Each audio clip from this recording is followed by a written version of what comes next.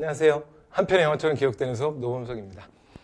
자, 저희 지난 시간에 그 동학농민운동 저희 진행 앞부분만 살짝 제가 좀 말씀을 드렸죠.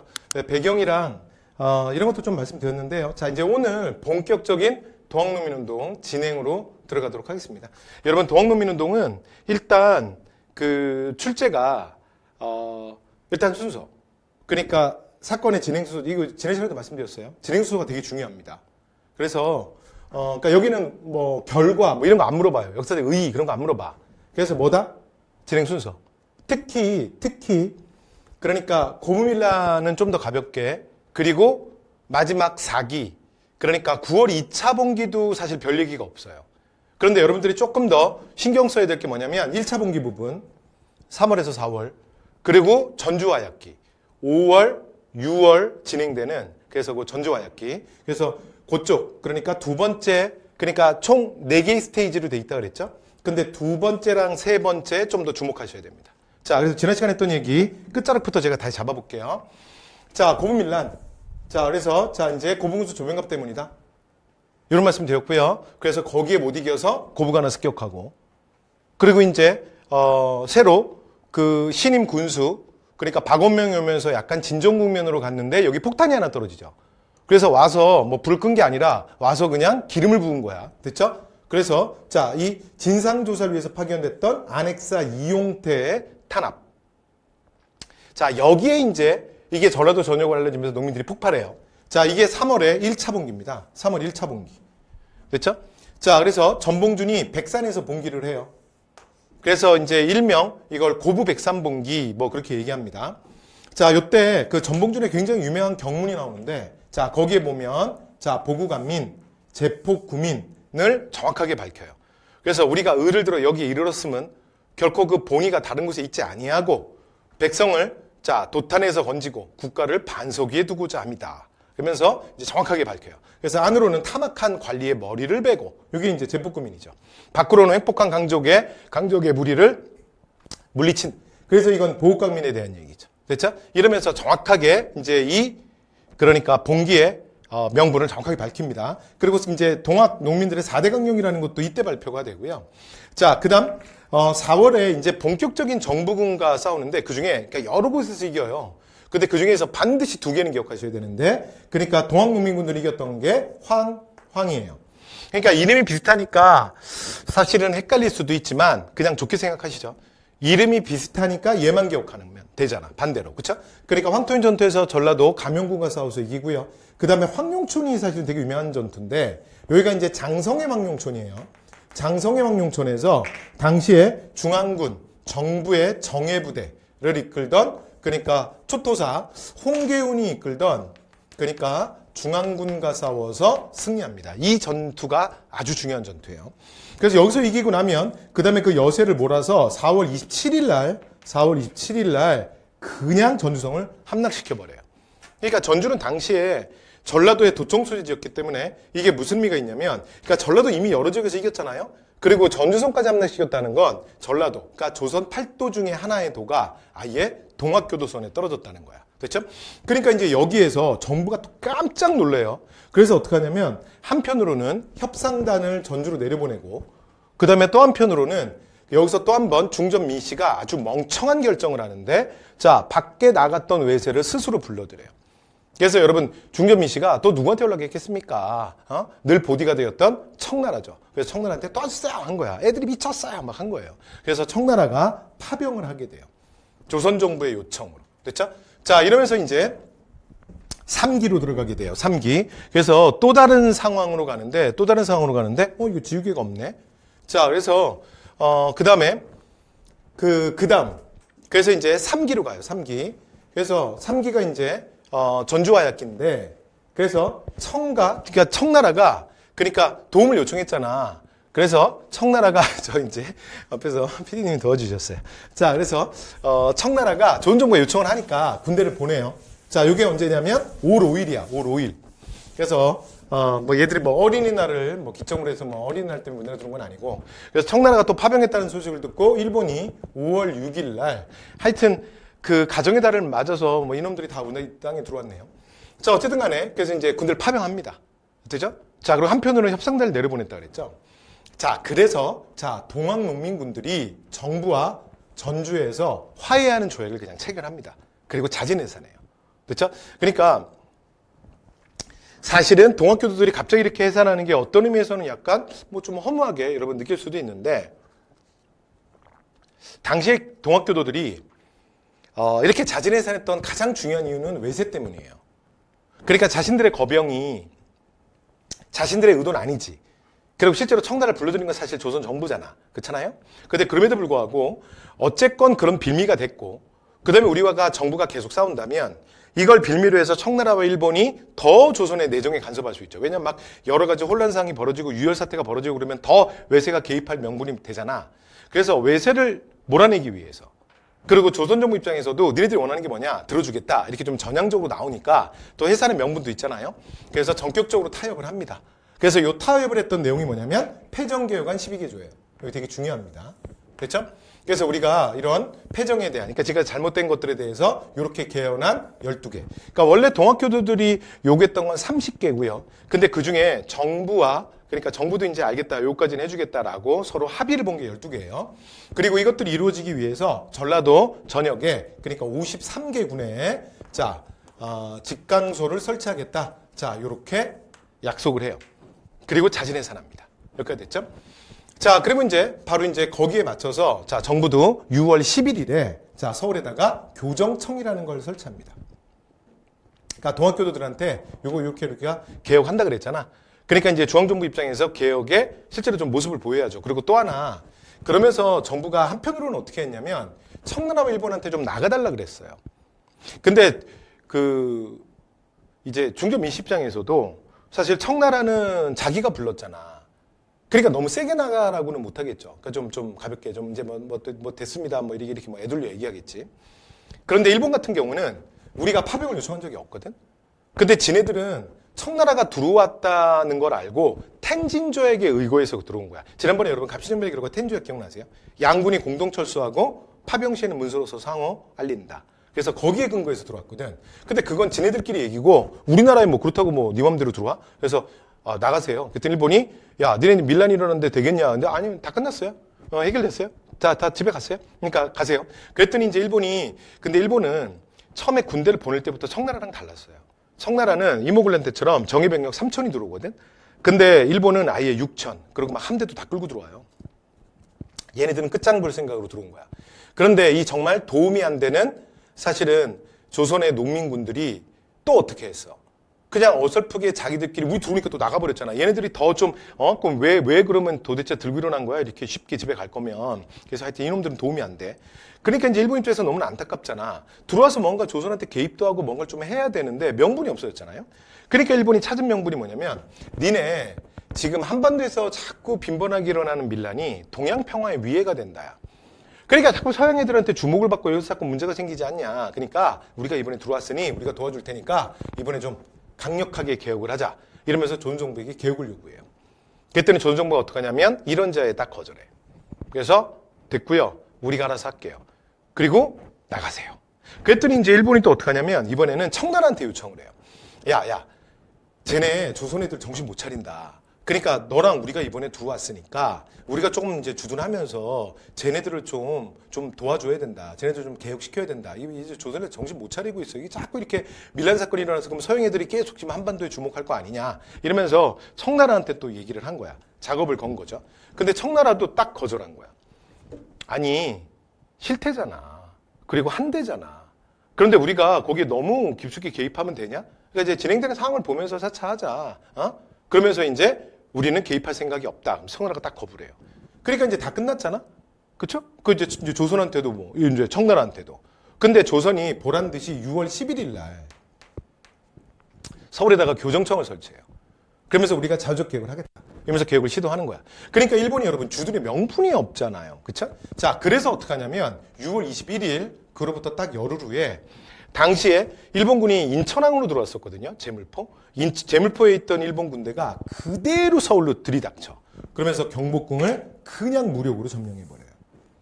실제로 여러분 이거 생각해보시면 거의 뭐 이거 전쟁 발발에 준하는 거 아니야? 맞죠? 그렇잖아요?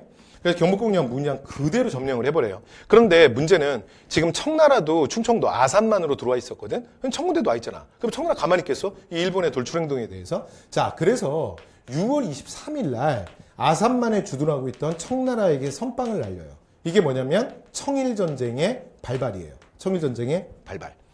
여기까지 되셨나요? 자, 그리고 나면, 자, 뒤이어서 바로 여러분, 이게 이틀 간격으로 일어나, 여러분 이거 날짜 외우라고 쓰는 거 아니야. 여러분 시간에 대한 느낌만 드리는 거예요. 순서만 잡아드려야 되니까. 자, 그리고 이제 6월 25일 날, 자, 조선정부에게, 야, 니들 개혁하란 말이야. 이러면서 개혁을 강요하는데, 이게 1차 가보개혁이에요. 1차 가보개혁. 자, 1차 가보개혁은 여러분 가보개혁 편에서 잠시 후에 바로 또 말씀드릴 거예요. 자, 그런데 1차 가보개혁 그러면 가장 중요한 거 두 가지가, 가장 중요한 키워드 두 가지가 뭐냐면, 첫 번째, 자, 1차 가보개혁은 여기서 그 개혁의 중심기구를 하나 만드는데, 얘 이름이 뭐냐면, 군국기무처예요. 그래서 군국기무처, 이게 잠시 후에 또 체크해 드릴게요, 제가. 이거 꼭 기억하셔야 돼요. 왜냐면, 1차 가보개혁은 전부 핵심이 뭐다? 군국기무처 중심으로 이루어지는 거야. 이거 완전 중요하고요. 자, 그 다음에 두 번째, 자, 또 하나. 그 다음에 그 1차 가보개혁이 이후에 뒤의 개혁에 비해서 가장 자주적입니다. 여러분 이건 왜 그러냐면 조선에게 개혁을 강요해서 조선이 지금 1차 가보개혁을 시작했잖아. 그런데 일본은 더 심각하게 지금 누구랑 싸우고 있어? 청일전쟁을 하고 있는 거야. 그러니까 일본이 조선의 내부 개혁에 대해서 디테일하게 간섭하기에는, 그러니까 전쟁이라는 심각한 상황이 벌어졌잖아. 좀 한계가 있는 거야. 그래서 조선이 조금 더 자주적으로 합니다. 됐죠? 그래서 1차 가보개혁의 특징이에요. 자, 그래서 바로 이것 때문에 2차 봉기가 이루어지게 돼요. 그리고 또 하나, 이 청일전쟁이 여러분 보세요. 이 두 가지. 그러니까 일본이 경복궁을 점령하고 있잖아. 그죠? 이게 하나. 그 다음에 또 하나가 뭐냐면, 근데 청일전쟁의 결과 사실은 주변 국가들의 예상을 깨고 실제로 진짜 원사이드한 게임이었어요. 그러니까 당시에 그 서구 열강들은 그래도 여러분 중국이 아시아의 맹주잖아. 근데 이제 좀 호랑인데 좀 늙은 호랑이인 것 같아. 아니면 조금 호랑이가 좀 아픈 것 같아. 그래서 이제 얘네들이 툭툭툭 이렇게 막 치면서 뭐 이제 호랑이 것도 막 뺏어가고 여기 것도 막 가져가고 막 그렇게 했잖아. 근데 이제 호랑이가 제대로 대응을 못 하는 거야. 그러니까 호랑이가 좀 아프구나. 호랑이가 아니면 많이 늙었구나. 근데 이 청일전쟁을 통해서 그 정도가 아니라 그냥 청나라가 종이호랑이였다는 게 그냥 드러난 거예요. 그냥 일방적으로 깨져요. 됐죠? 그래서 자, 지금 청일전쟁에서 일본이 일방적으로 이기고 있는 상황. 그리고 경복궁도 누가 점령하고 있어? 일본이 점령하고 있어. 그러면서 당시에 이제 우리는 일본에게 나라를 빼앗기게 될 것이다 라는 소문이 돌면서 민심이 흉흉해져요. 자, 이때 어제의 용사들이 다시 봉기합니다. 자, 이게 마지막 이제 네 번째 스테이지, 마지막 스테이지로 갈 거예요. 자, 이게 마지막 스테이지 2차 봉기입니다. 됐죠? 그래서 여러분 이게 진행 순서로만 따지면 여기까지가 전주하약기예요. 됐죠? 그래서 5월, 그리고 가장 중요한 건 6월까지. 됐죠? 뭐 7, 8은 됐고요. 그래서 동학농민운동에서는 가장 중요한 스테이지 두 개가 뭐라고요? 2기랑 3기. 됐죠? 여기가 좀 사건이 복잡해요. 그 다음에 4기는 그렇게 어렵진 않아요. 자, 시작합니다. 자, 이제 전봉준이 봉기를 해요. 그래서 여기 이제 봉기하는 데가 어디냐면 여기 이제 9월입니다. 그래서 9월에 봉기를 하고요. 그래서 일단 삼내에서 봉기를 해요. 삼내에서. 그런 다음에 그 다음 손병희가 이끄는 북접과 논산, 황산벌에서 만납니다. 그래서 남접과 북접이 다 만나요. 근데 여러분 요거는 조금 심하라 모르셔도 돼요. 여기 이제 10월인데 이게 무슨 얘기냐면 이 남접과 북접이 뭔지 좀 약간 얘기해야겠죠. 남접과 북접은 이렇게 되는 거예요. 남접은 그러니까 남부지방, 그러니까 전라도 중심의 동학, 그러니까 조직망이고, 그 다음에 북접은 그러니까 충청도 위쪽. 됐죠? 네, 그래서 충청도 위쪽에 그러니까 조직망이 북접입니다. 그래서 남접과 북접이 모였는데 실제로 여러분 그 1차 봉기 때는 3월 1차 봉기 있죠? 전조가 이렇게 바로 전에 3월 1차 봉기 때는 동학 농민군들의 숫자가 그러니까 좀 전에 말씀드린 것처럼 황룡천, 그다음에 장성 그다음에 황토현, 그다음에 장성 황룡천 이런 데서 정부군과 싸워 이기고 막 전주성도 함락하고 그랬다 그랬잖아. 근데도 8,000명밖에 안 돼요. 그런데 이건 남접 북접 진짜 다 모인 거야. 그래서 이때는 거의 동학교도 군대 숫자만 거의 한 20만에 육박해요. 그러니까 8,000 대 20만이니까 여러분 숫자도 아예 게임도 안 되죠. 그렇죠? 자, 이러면서 이제 충청도, 그러니까 전라도를 점령했던 그 경험을 되살려서 충청도를 무너뜨리려면 어디? 도청 소재지 공주를 무너뜨려야 돼. 됐죠? 그래서 공주를 향해 가는 거야. 근데 그 공주를 향해 가는 곳에서 보통 우리가 우금치마로 그러는데 이렇게 구릉성 산지예요. 됐죠? 그래서 거기에서 그러니까 조선군과 일본군 그 관군과 격전을 벌이게 됩니다. 됐죠? 근데 여기서 대패해요.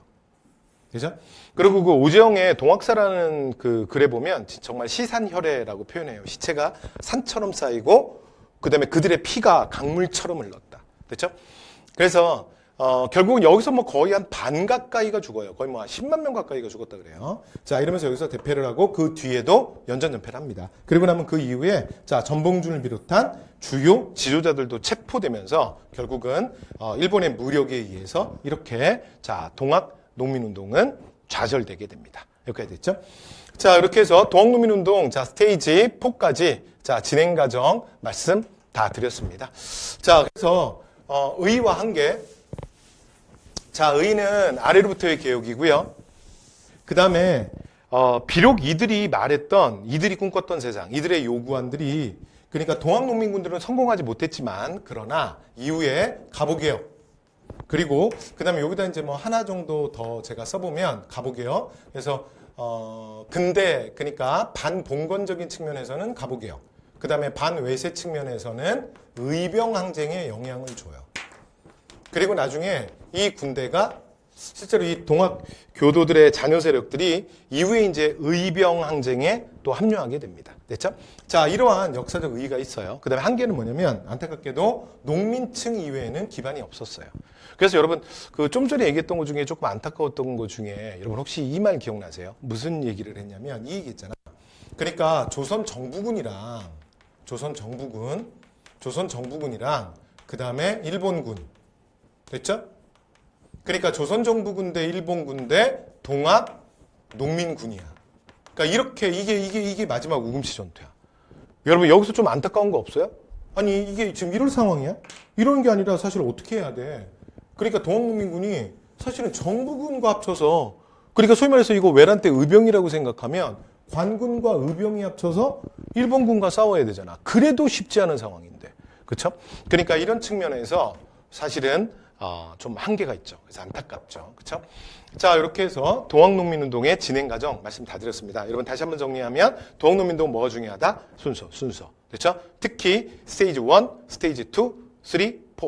그래서 1월 고부밀란, 그 다음에 2, 3월 1차 분기, 그 다음에 3, 5월 전주화약기, 마지막 9월 2차 분기. 이렇게 4개의 스테이지로 이루어지는데 근데 그 중에서 두 번째, 세 번째 이야기들이 사실은 조금 더 복잡하니까 그 두 번째, 세 번째 잘 보시고 거기가 또 시험에도 잘 나옵니다. 그렇죠?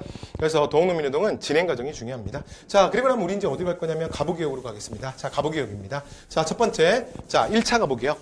자, 1차 갑오개혁은 여러분 이거 기억나시죠? 자, 1차 갑오개혁은 그러니까 궁성침범하고 청일전쟁 일으키고 바로 이제 주도하는 거야. 됐죠? 자, 일본의 강요로 인해서 자, 갑오개혁이 진행이 되는데요. 일단 그 일본의 압력, 그 다음에 동학교도 농민들의 뭐 요구사항 이런 것들이 받아들여지고 그 다음에 특이한 건 일본이 그 대원군을 섭정으로 세워요. 대원군 앞장세고 들어와. 여러분 이거 좀 의외죠. 그러니까 흥선대원군이랑 일본이 여러분 참 안 맞는 컨셉 아니야? 그쵸? 그런데 근데 같이 들어와요. 왜 그러냐면 여기 있죠. 민씨 견제. 그쵸? 그리고 또 하나 대외적으로는 청나라 견제. 그러니까 여러분 이게 병법의 기본이잖아. 그러니까 나의 적의 적은 나와 동지가 될 수 있죠. 왜냐하면 우리는 무슨 공통분모가 있어? 그렇죠. 공동의 적을 갖고 있잖아. 그렇지? 그래서 민씨가 가장 싫어하고 민씨가 가장 두려워하는 게 대원군. 되죠? 자, 그 다음에 일본이 가장 싫어하는 게 민씨. 이게 공통의 적이 있잖아요. 그런 의미에서는 청나라도 마찬가지야. 왜냐하면 일본의 가장 지금 청일전쟁을 하고 있잖아요. 그러니까 적은 청. 그 다음에 청나라 가장 싫어하는 게 누구야? 대원군. 대원군이 왜 싫어하나요? 왜 싫어하긴? 여러분 이모군란 때 기억 안 나요? 그러니까 이제 대원군한테 다 뒤집어 씌워가지고 대원군을 잡아다가 청나라가 마음대로 3년 동안 거의 감금 생활을 시켰잖아. 그러니까 대원군이 그 청나라에 대한 원한이 어떻겠어요? 그죠? 자, 그래서 대원군을 세우는 거야. 그런데 나중에 2차 가면서 대응군 바로 은퇴시켜버려요. 됐죠? 그러니까 여러분 병법은 병법일 뿐이야. 이론은 이론일 뿐이야. 막상 대응군이랑 일본이 이래 보니까 우와 말 진짜 안 들어. 그래서 같이 못하겠다. 그래서 나중에 이제 자 2차로 가면서 대응군은 그냥 정계에서 은퇴시켜버립니다. 자, 그리고 이제 김홍집 내각인데 여러분 여기서는 제일 중요한 게 여러분 요거라 그랬죠. 자, 그래서 1차 가보기역은 뭐다? 무조건 궁극기무처. 여러분 요거 왜 기억하셔야 되냐면 2차 가보기역 넘어갈 때 궁극기무처부터 없애요. 그러니까 궁극기무처는 오직 1차밖에 없습니다. 그러니까 가보기역을 구별할 때 2차, 2차, 3차 할 때 1차의 대표니까 기억하셔야 돼요. 되죠? 자, 그 다음 보다 자주적이었다. 말씀 다 드렸죠? 좀 이따 동학농민운동 할 때 했어요. 좀 전에. 자, 계속. 자, 그 다음에 이제 주요 내용으로 가볼게요. 여러분 주요 내용은 요거 이제 다 외우실 건 없고요. 그러니까 한번 쭉 한번 읽어보시죠. 근데 그 중에 일단 제가 큰 틀만 좀 말씀을 드려볼게요. 그 가보기역이 1차, 2차, 3차에 3번에 이루어져요. 그런데 1차, 2차, 2차는 제가 이제 곧 말씀드리겠지만 동학농민운동을 그러니까 11월 우금전투에서 누르고 나면 보세요. 청일전쟁에서 이겼죠? 그 다음에 국내적으로 가장 반일의 대표가 농민들이야. 그 농민들의 거센 저항을 완전히 찍어 눌렀지? 이러고 나면 진짜 원하는 개혁을 해. 이게 그러니까 94년 12월부터 진행되는 2차 가보기역이에요. 됐죠? 네, 이렇게 되는 거야.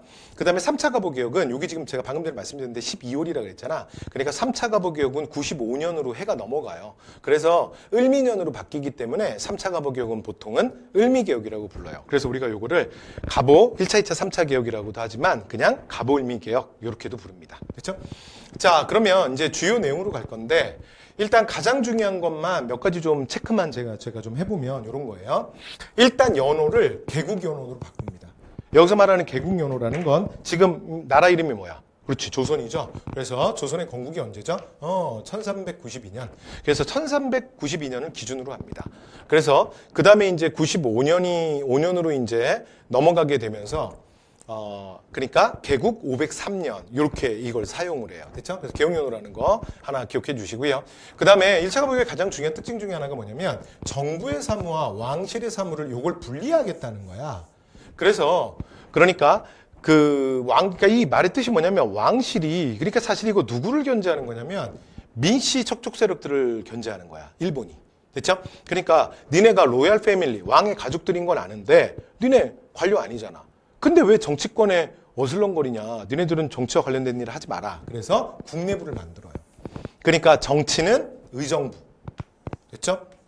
그 다음에 왕실의 사무는 국내부 이렇게 정확하게 구별을 합니다. 이게 포인트예요. 됐죠? 자, 요걸 하고자 했던 거야. 1차 가보기역에서 누구를 자꾸 배제하겠다는 거야. 민씨 정권을 지금 배제하겠다는 일본의 의도가 보이죠. 자, 그거 하나 알아두시면 되고요. 자, 그 다음은 신분제 폐지. 그러니까 이게 가보기역에서 가장 중요한 거잖아. 이게 언제 이루어진다? 1차 가보기역이라는 거 기억하시면 돼요. 그래서 이렇게 가장 중요한 포인트 좀 말씀드렸고요. 자, 그 다음. 지금부터 이제 나머지는 여러분 읽어주시면 되거든. 읽어줄 때 어떻게 하면 되냐면요. 1차 가보기역에서 가장 중요한, 가장 많은 내용을 담고 있는 부분이 2개가 있는데 1차 가보기역은 일단 중앙 시스템을 많이 바꿔요. 왜냐면 중앙 제도가 사실 제일 중요하잖아. 중앙 제도가 바뀌어야 뭐 전체적으로 바뀌지. 그치? 중앙이고요. 그 다음에 두 번째가 뭐냐면 경제개혁이 많아요. 그렇죠? 그러니까 다른 시기는 경제개혁이 별로 없어요. 그런데 물론 아예 없는 건 아니에요. 근데 경제제도를 많이 바꾸는 게 뭐다? 1차의 특징이다. 이렇게 보시면 될 것 같아요. 자, 행정기구도 그래서 중앙에 2호의 병영공 그래서 6조에서 파라문으로 바꾸고요. 그 다음에 뭐 과거제 없애고요. 그 다음에 이제 그래서 일본의 그러니까 오늘날의 이제 공무원 시험 같은 그래서 일본 거를 또 가지고 들어옵니다. 그 다음에 경찰 업무를 위해서 경무청 설치하기도 하고요. 자, 그 다음에 경제가 또 많다 그랬죠? 자, 그래서 왕실과 재정이 일어나기 위해서 탁자문을 중심으로 이제 탁자문 만들어서 재정이 일어날 시도하고, 그 다음에 여러분, 은본위제라는 게 뭐냐면, 화폐의 가치를, 그래서 신식화폐 발행장정이라는 걸 발표해서, 그러니까 화폐의 가치를 은과 연동시키는 거예요. 그러니까 오늘날은 여러분, 이런 제도가 대부분 많이 없어요. 그래서 요즘에는 세계 각국이 대부분의 화폐를 금의 가치와 연동을 많이 시켜놨거든요. 이제 금본위제라 그러는데 이때는 은본위제를 하는 나라가 많았어요. 그리고 원래 중국도 명청제국 같은 경우도 사실은 은본위제였고, 그 다음에 조세금납화, 금납제라는 건 뭐냐면, 자, 세금은 앞으로 이제 무조건 뭐로 낸다? 돈으로 낸다야. 그러니까 뭐 면포 들고 오거나 쌀자루 끌고 오거나 그런 거 하지 마. 앞으로 세금은 뭘로 내? 돈으로 낸다. 그런 얘기예요. 그 다음에 도량령 뭐 이런 것도 통일합니다. 도량령이라는 거 여러분 아시죠? 뭐 킬로그램, 뭐 cc 뭐 이런 거 있잖아. 됐죠? 네, 그래서 그 기준 뭐 미터 뭐 이런 거, 센티미터 뭐 이런 게 똑같아야 되니까. 그죠? 자, 그 다음에 사회적으로는 신문제약 없애는 거 얘기했고요. 그 다음에 과부의 재가 허용. 그러니까 신문제 철폐랑 과부의 재가 허용 이런 것들이 가장 이런 두 가지는 가장 대표적으로 여기 사회사의 개혁이 가장 대표적으로 동학 농민군들의 요구안을 받아준 겁니다. 됐죠? 이렇게 해서 참고로 자, 그냥 눈도장 찍으시면 될 것 같습니다. 자, 그다음 이제 2차 가보기역으로 갈게요. 자, 2차 가보기역은 방금 전에 말씀드렸던 것처럼 자, 청일전쟁에서 승리하고 됐죠? 그리고 또 한편으로는 하나 더 얘기하면 내부적으로 사실은 조선에 대한 반발이었던 여기서 뭐도 있다 그랬어요? 자, 동학 농민군들을 자, 확실하게 이들이 진압을 하죠. 됐죠? 자, 그리고 나면 이제 진짜 자기들이 원하는 개혁을 하겠다는 거야. 자, 그래서 이거 좀 전에 말씀드렸던 자, 대원군은 이제 퇴진시키고 그다음에 군기무처 없앤다 그랬죠? 그래서 군기무처 보이면 무조건 1차입니다. 자, 근데 여기서 제일 중요한 건 2차 가보기역에서 가장 상징이 뭐냐면 무조건 박영효예요. 그래서 박영효를 기억하셔야 됩니다. 이 박영효가 누구야? 그렇죠. 우리 앞에서 갑신정변, 김옥균, 박영효 기억나시죠? 근데 요즘 이 사람들이요, 여러분 이게 영모를 시도했다 실패한 거잖아. 반역의 무리지. 여러분 영모는 삼족을 멸하는 거야.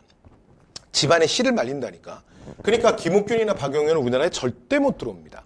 그래서 실제로 94년에 정말 김옥균이 가장 형이잖아.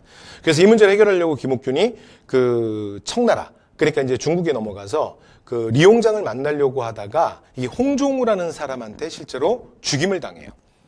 그리고 이제 홍종우가 당시에 중전민 씨가 김홍지, 박용희 이런 사람한테 그 현상금도 많이 걸어놨기 때문에 그 이 문제를 해결해야 될 거 아니야? 그래서 시신을 가지고 사실은 조선으로 미리국을 해요. 됐죠? 자, 그런데 여러분 요 때야 94년에 여러분 김옥균이 그렇게 비참하게 죽는다니까? 그럼 박용효 어떻게 들어와요? 됐죠? 그러니까 잘 보세요. 박용효가 들어왔다는 건 박용효를 못 건드린다는 얘기야. 그럼 그게 무슨 뜻이야? 박용효 뒤에는 누가 있다? 일본이 있는 거예요. 그래서 2차 가보기의 중심축은 누구다? 무조건 박용효야. 그러니까 박용효가 보이면 무조건 2차야. 한 번만 더 갈게요. 3차 가보기역 넘어가기 전에 박용효가 그러니까 이제 고국에 쌓인 이제 원한이 많은 거야. 그래서 들어와서 일본이 또 힘을 실어줬잖아. 그래서 칼을 너무 많이 휘둘러요. 그래서 정적들이 많이 생겨. 그래서 내라는 못제에 휘말려서 박용효가 좀 있으면 또 일본으로 추방당합니다. 됐죠? 그래서 박용효는 3차 가보기역에 없어요. 됐죠? 을미개혁 때 없습니다. 그래서 박용효가 눈에 보이면 무조건 2차. 무조건 2차. 됐죠? 하나 더. 자, 그리고 2차 가보기역을 시작하면서 12월에 발표하는 게 뭐냐면 홍범14조예요.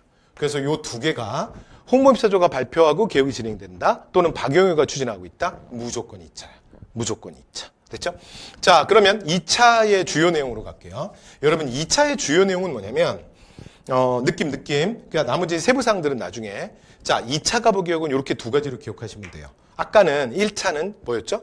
그렇지. 중앙 시스템을 많이 건드리고, 그 다음에 경제 파트를 많이 바꿨다 그랬죠? 2차는 뭐냐면, 2차는 앞에가 중앙이었다면, 이번엔 지방입니다. 지방. 됐죠? 그리고, 그 국가의 주요 정책 중에 또 굉장히 중요한 게 뭐냐면 교육 정책이거든요. 그래서 2차에 뭐가 있다? 또 하나. 교육 정책은 2차에 있습니다. 됐죠? 그래서 지방과 교육. 이렇게 키워드 세워놓으시면 될 것 같습니다. 자, 가볼게요. 자, 중앙정은 아까 6조에서 파라문이잖아요. 파라문을 그러니까 농공상부랑 그러니까 공상부를 그러니까 농상부랑 공부를 합쳐서 농공상부라는 걸 만들어요. 그래서 이거는 하나 줄입니다. 그래서 명칭이 부로 바뀌고 이런 건 가볍게 보시면 되고 그 다음에 2차에서 가장 중요한 건 뭐냐면 지방제도를 바꾸는 거예요. 지방제도. 그렇죠? 그래서 8도에서 23부제로 합니다. 그러니까 일본식으로 일본의 그 현 있잖아요. 그래서 무슨 해서 이게 좀 많이 잘게 쪼갠 개념이야. 그렇죠? 8개를 23조각을 냈으니까. 되죠?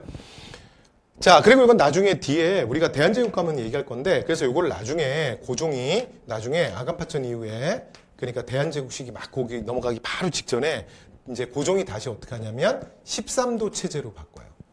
그러니까 13도라는 건 이렇게 이해하시면 돼요. 그러니까 8도와 23부의 절충. 되죠? 그래서 오늘날 여러분들이 알고 있는 그 우리가 일반 도를 부르는 명칭 있잖아. 그게 13도 체제죠. 이게 지금까지도 우리 머릿속에 요거잖아.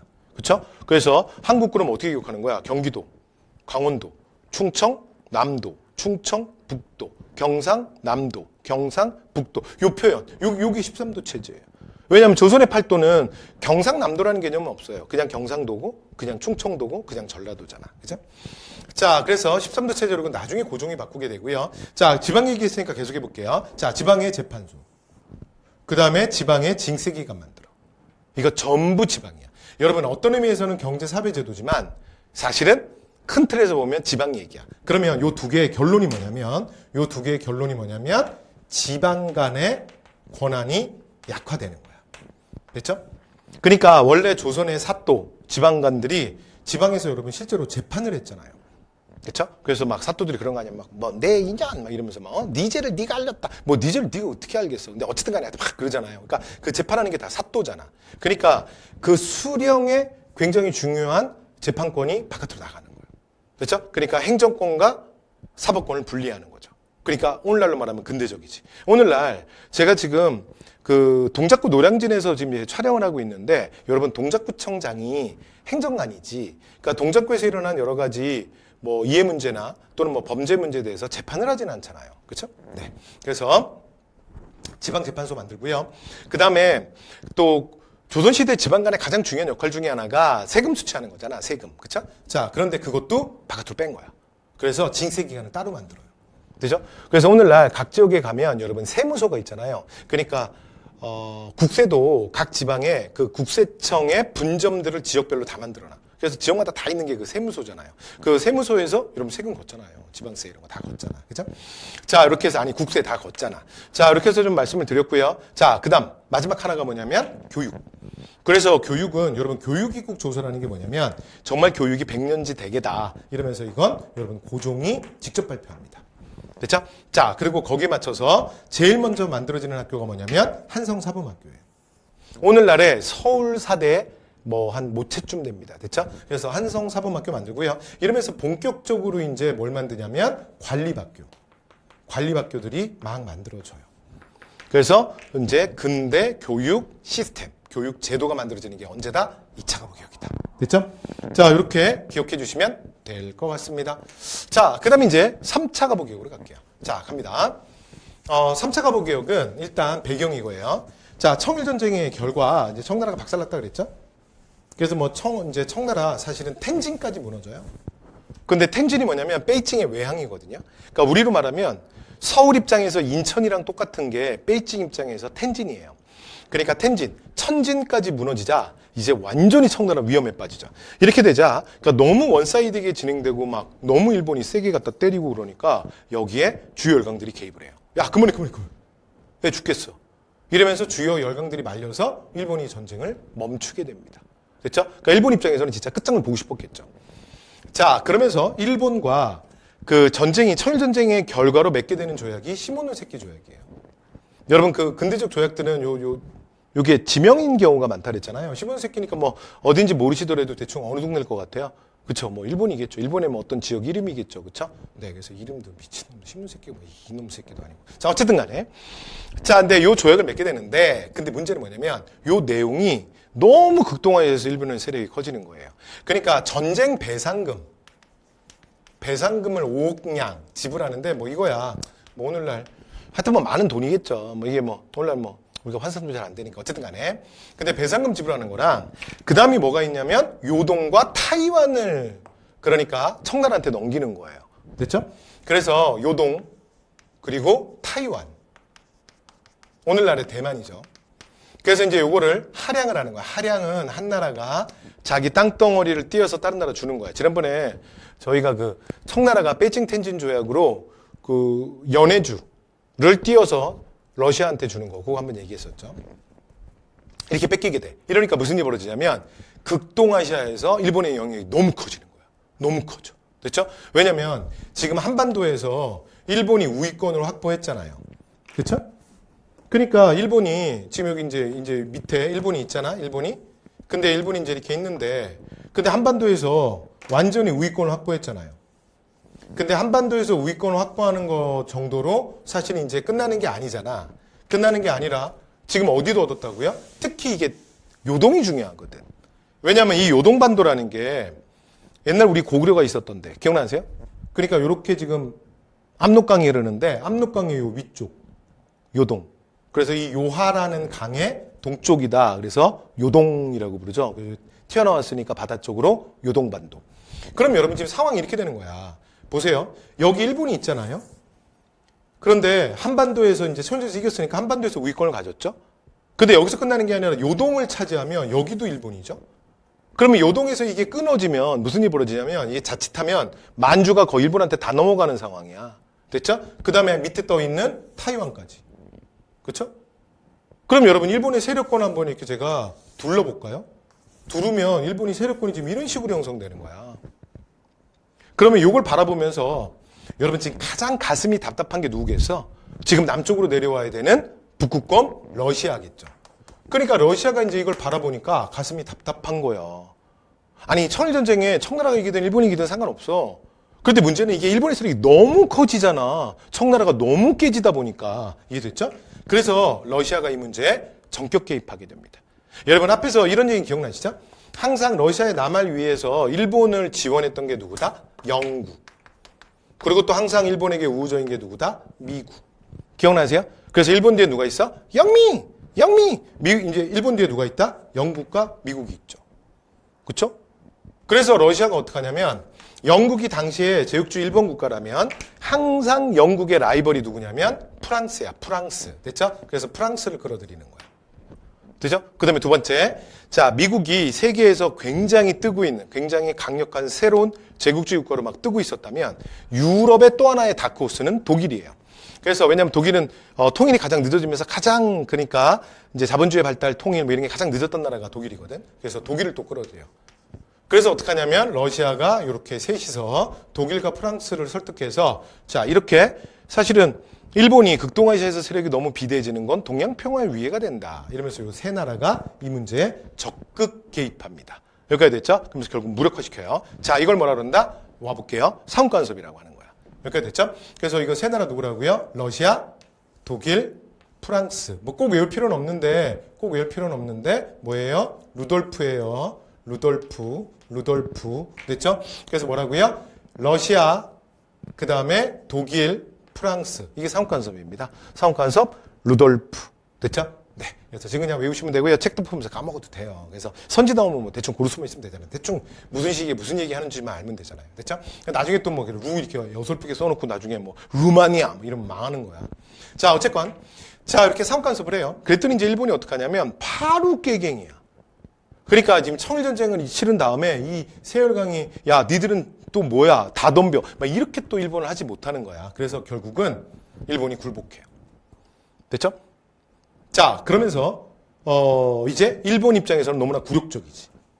그런데 조선 입장에서는 어떻게 됐냐면 지금 민씨 정권은 원래 친청이었잖아. 근데 청나라랑 일본이 갈등이 커졌지. 근데 그 상황에서 여러분 청나라가 승자로 남으면 민씨 정권은 그냥 안정적이잖아. 원래 친청이니까. 됐죠? 근데 문제는 자 청일전쟁에서 누가 이겼어요? 일본이 이기고 청나라가 날아갔지. 그러면 지금 민씨 정권은 일본과 얼마나 불편해. 그런데 거기에 더 무서운 누가 등장한 거야? 북극곰 러시아가 등장했잖아. 그래서 이제 콜라 먹다가 콜라 내려놓고 와서는 친구 데리고 와서 뭐라는 거야? 야 돌려줘. 그랬더니 이제 일본이 뭐라 그래요? 그냥 네 이러고 돌려주잖아. 그러니까 조선 정부 입장에서는 이제 다시 급속도로 침노의 경향을 띠게 돼요. 러시아가 더 세구나 이렇게 된 거죠. 그래서 러시아를 통해서 일본이 견제를. 자 이렇게 되자. 근데 이게 이 상황에서 사실은 일본 입장에서는 가장 이때가 이제 상황이 정말 일본 입장에서는 위기였던 게 가장 믿고 한반도에 박아놨던 박용효가 날아가요. 박용효가. 이건 제가 미리 말씀드렸죠. 그래서 박용효가 또 내라는 모조에 휘말려서 자 일본으로 추방당합니다. 됐죠? 그러면서 이제 조선 정부가 아예 이범진, 이완용 이런 사람들을 중심으로 해서 김홍집 이런 사람들을 중심으로 해서 3차 김홍집 내각을 만들어요. 친노 내각. 됐죠? 그래서 김홍집 근데 하여튼 김홍집 내각은 변함이 없어요. 1차 김홍집, 2차 김홍집, 3차, 그 다음에, 그러니까 여기 친노 내각이 하나 더 있기 때문에 여기 3차 김홍집 내각이거든요. 그래서 3차 가보격할 때 김홍집 내각은 4차 김홍집 내각이야. 모르셔도 돼요. 그렇다는 얘기야, 그냥. 됐죠? 그래서 이게 3차 김홍집이야. 그리고 이제 방금 이완용이라는 인물이 나왔는데, 그래서, 이완용 친일파 아닌가요? 아니고, 원래 이완용은, 친미였고, 또 친러를 띄웠던 적도 있어요. 그러니까 이완용 같은 인간은 그냥 이기는 편 우리 편이야. 근데 나중에 보니까 사실은 의외로 일본이 진짜 강하잖아. 그리고 이제 러일 전쟁 고즘을 기점으로 해서 이완용이 완전히 친일로 돌아서게 돼요. 됐죠? 네, 이때까지는 뭐 친미, 친러 이렇게 왔다 갔다 했던 게 이완용입니다. 자, 어쨌건 친러 내각의 구성. 자, 그렇게 되자 일본은 이제 사실은 죽서서 개준 상황이죠. 그러니까 76년 개항 이후에 진짜 청나라 때문에 납작 엎드려 있었지. 20년간. 그러다가 94년 동학농민운동으로 이제 끝장 볼 생각으로 들어온 거야. 그런데 너무 동학 농민들이 빨리빨리 자진해산하고 이제 상황이 종료되면서 사실은 진짜 안타까웠겠죠. 이대로 끝낼 수는 없어. 그러면서 극단적 선택을 하잖아. 그렇죠? 그래서 경복궁을 점령하고 그 다음에 청일전쟁을 일으키고 조선에게 가보개혁을 강요하고. 기억나시죠? 이러면서 이제 조선은 내 거야. 그런데 갑자기 러시아가 나타나서 분위기가 싹 바뀌었잖아요. 여기까지 됐죠? 그래서 당시에 조선공사가 이노우에라는, 그러니까 우리가 이제 보통 그 당시 일본의 메이주신 이후에 조선 침공할 때 그 3대 축이라고 하는 그 정치의 그러니까 3두 정치, 가장 유력한 3명, 이토 히로부미까지 포함해서. 근데 그 이노우에라는 사람이 조선공사였거든요. 근데 이건 거물 정치인 이노우에 갈 일이 아니다. 그래서 이노우에는 본국으로 송환을 해요. 그런 다음에 미우라 고로라는, 그러니까 군인 출신, 됐죠? 군인 출신에 완전히 그 돌격대장인 놈이 하나 있어요. 그래서 조선공사로 미우라 고로가 도착을 합니다. 이러면서 바로 진행되는 게 작전명 여우사냥.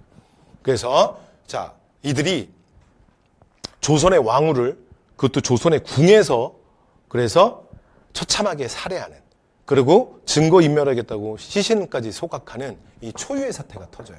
자, 이게 바로 뭐다? 을민사변, 명성황후 시해 사건입니다. 됐죠? 자, 그래서 경복궁 건천궁에서 그러니까 명성황후를 시해를 하죠. 되죠? 그러니까 조선의 국모를 진짜 궁에서, 그것도. 되죠? 네. 이런 초유의 사태가 터져요.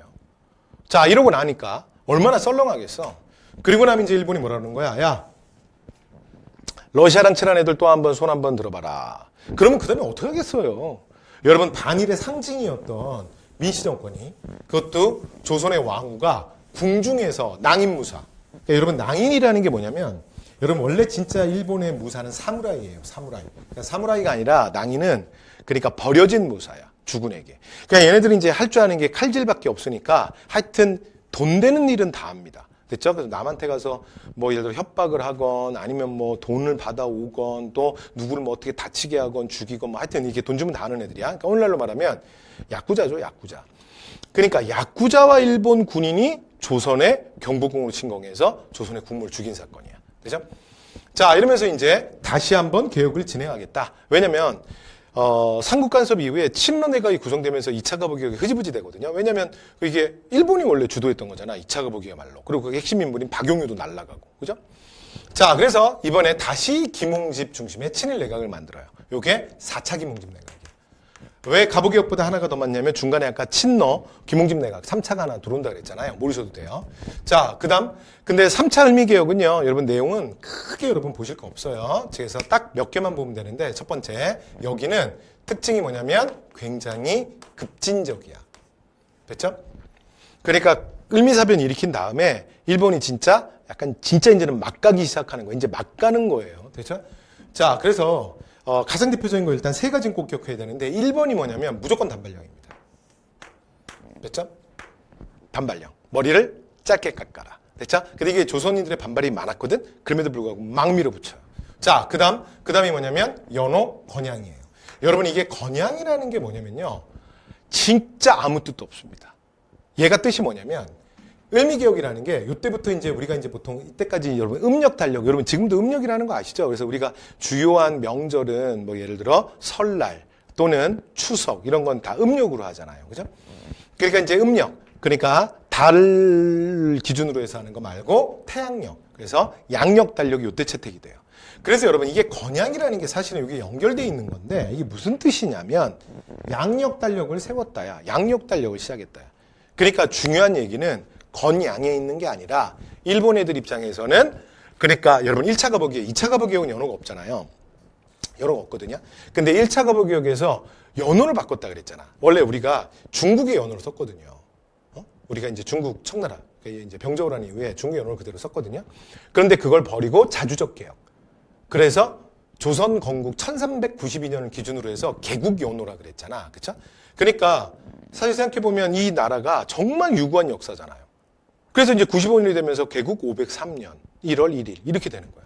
그러면 503년 1월 1일이 뭐야? 개국 503년. 그러니까 이 나라가 500년이 넘은 나라잖아요. 그러니까 예를 들어 이런 것들을 쓰는 건 조선인들의 자긍심을 높여주는 거잖아. 그러니까 일본이 부담스러운 거야. 그걸 못 쓰게 하는 게 핵심이에요. 그래서 그냥 아무 뜻도 없습니다. 됐죠?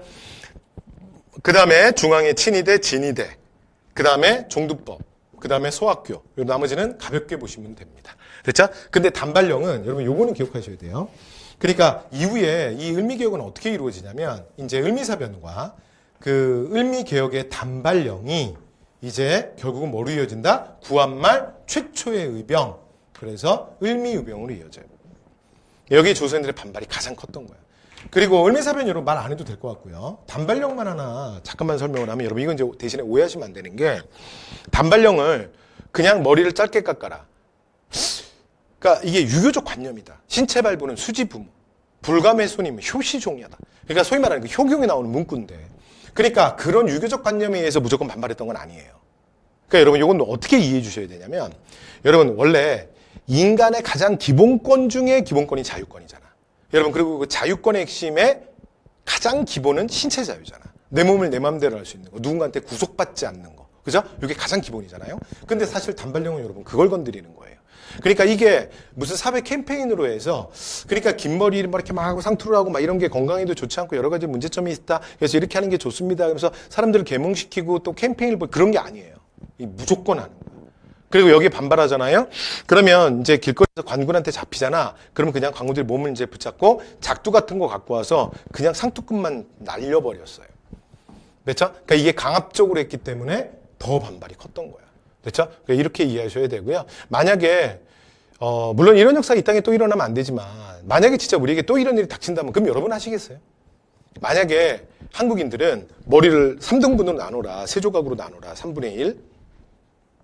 그런 다음에 왼쪽에서부터 두 칸은 한 톨도 남기지 않고 머리의 3분의 2는 싹 다 밀어. 그리고 반대 오른쪽 3분의 1만 남겨. 그런 다음에 허리 아래로 길러라. 그런 다음에 니네들은 다닐 때 머리를 반대쪽으로 넘기고 다녀라. 그럼 여러분 하겠어요? 당신 하실래요? 그러니까 여러분 이건 가장 인간의 근원적 자유에 대한 터치야. 그죠? 그리고 실제로 이렇게 반발이 많은데도 일본이 왜 했냐. 근데 이건 우리 역사뿐만이 아니라 제국주의 역사에서 보면요. 이거는 다른 나라에서도 했어요. 왜냐면 얘네들이 진짜 원하는 게 뭐야? 바로 조선 애들의 껍데기를 자신들의 면제품, 자신들의 상품을 다 팔아야 될 거 아니야. 다 이거 이제 양복이나 이런 옷들을 입혀야 될 거 아니에요? 그런데 상투는 거기에 안 맞는 거야. 그래서 여러분 세계적으로도 제국주의 국가들이 이런 거 많이 했어요. 왜냐면 각 민족마다 독특한 그러니까 두발 양식들이 있잖아요. 이런 것들이 반대가 되는 경우에 실제로 제국주의 권리 역사에서 이런 걸 많이 했었습니다. 그래서 이게 을미의병의 원인이 되기도 한다. 되죠? 자, 이렇게 해서 마지막 을미개혁까지 말씀 다 드렸습니다. 자, 그럼 이제 마지막 문제 풀고 이번 강의 마무리하도록 할게요. 자, 문제 2번 보세요. 자, 밀칭개혁이야. 자, 이제 봤더니 자료가 나왔는데 뭐라 그랬어요? 고종 지금 32년, 95년이네. 됐죠? 자, 그래서 11월인데 그 다음에 96년이 됐는데 1월 1일로 바로 가버렸네. 됐죠? 그럼 여기 뭐야? 여기서 뭐가 적용된 거야? 바로 양력 달력이 적용된 거예요. 됐죠? 네. 그래서 자, 3차 가보교육 때 95년이니까 96년으로 보세요. 넘어갈 때 갑자기 이게 확 날짜가 없어지잖아. 왜냐면 여러분 양력이 조금 빠르고 음력이 조금 느리잖아요. 그렇죠? 네. 그래서 날짜가 없어. 어떻게 된 거야? 어떻게 되긴. 음력 달력에서 양력 달력으로 바뀌었기 때문이에요. 여기까지 되죠? 오케이. 자, 그러면 이거 무슨 얘기야?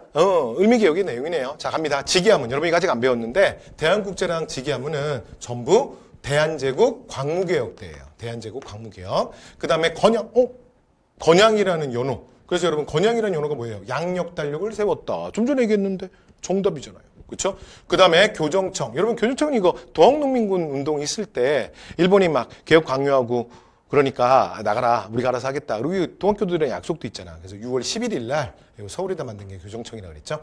그 다음에 오군형을 이용이 이건 여러분 뭐예요? 이거는 민시정권 얘기잖아. 이제 80년대 초기 개혁 정책. 그쵸? 자, 그래서 정답 3번이었습니다. 자, 이렇게 해서 동학농민운동. 자, 그 다음 갑오개혁까지 저희 다 마무리했고요. 자, 다음 강의에서 이제 대한제국 독립협회로 들어가도록 하겠습니다. 여러분 수고 많이 하셨습니다.